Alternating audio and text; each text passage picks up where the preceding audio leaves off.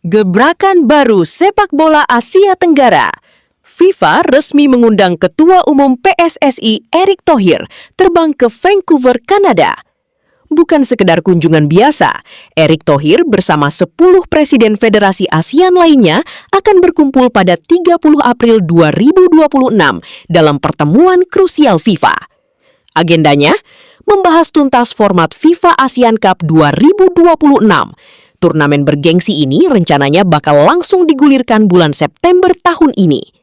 Vancouver akan jadi saksi penentuan jumlah peserta, sistem grup, hingga fase gugur. Yang paling penting, FIFA akan memastikan jadwalnya sinkron dengan kalender FIFA Matchday. Ini sinyal kuat kalau level sepak bola ASEAN naik kelas di bawah pengawasan langsung FIFA. Gimana menurut kalian? Apakah Indonesia siap angkat trofi pertama di format baru ini? Timnas Indonesia nggak boleh berhenti di sini. Tahun 2026 sampai 2027 bakal jadi ujian paling berat sekaligus peluang emas buat sejarah baru sepak bola kita. Jadwalnya super padat.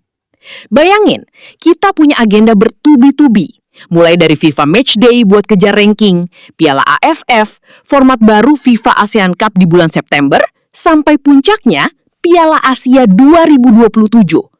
Intensitas setinggi ini jelas butuh kedalaman skuad yang gak main-main. Harapan kita ke PSSI cuma satu, terus berburu pemain keturunan grade A di Eropa. Kita butuh kualitas sekelas Pascal Struijk atau amunisi muda dari Bundesliga. Kenapa? Karena untuk bersaing di level Asia, kita butuh pemain yang terbiasa dengan atmosfer liga top dunia. Rotasi pemain adalah kunci supaya fisik penggawa Garuda gak rontok di tengah jalan. Langkah naturalisasi bukan soal instan, tapi soal percepatan standar kualitas. Setuju nggak kalau PSSI harus makin agresif cari pemain grade A? Atau kalian punya nama incaran sendiri? Tulis di kolom komentar. Kunci sukses JIZES, paksa diri disiplin dan bangun mentalitas juara. JIZES bongkar rahasia tampil maksimal, mentalitas the best dan disiplin tanpa kompromi. Kapten Timnas Indonesia, JIZES, mengungkapkan rahasia di balik ketangguhannya di lapangan. Dalam wawancara di kanal YouTube Yuka Harlanda, bek Sassuolo ini menekankan bahwa performa hebat bermula dari pikiran. 1. Mentalitas tak gentar. Jay mengaku selalu menanamkan pola pikir bahwa dirinya adalah yang terbaik, siapapun lawan yang dihadapi. Bahkan jika harus melawan Messi atau Ronaldo, saya tetap berpikir saya yang terbaik. Semuanya dimulai dari mentalitas, tegasnya. 2. Disiplin yang dipaksa. Bagi Jay, disiplin bukan bawaan lahir, melainkan komitmen yang dibentuk sejak muda. Ia memilih menjauhi dunia malam dan alkohol demi menjaga kondisi fisik.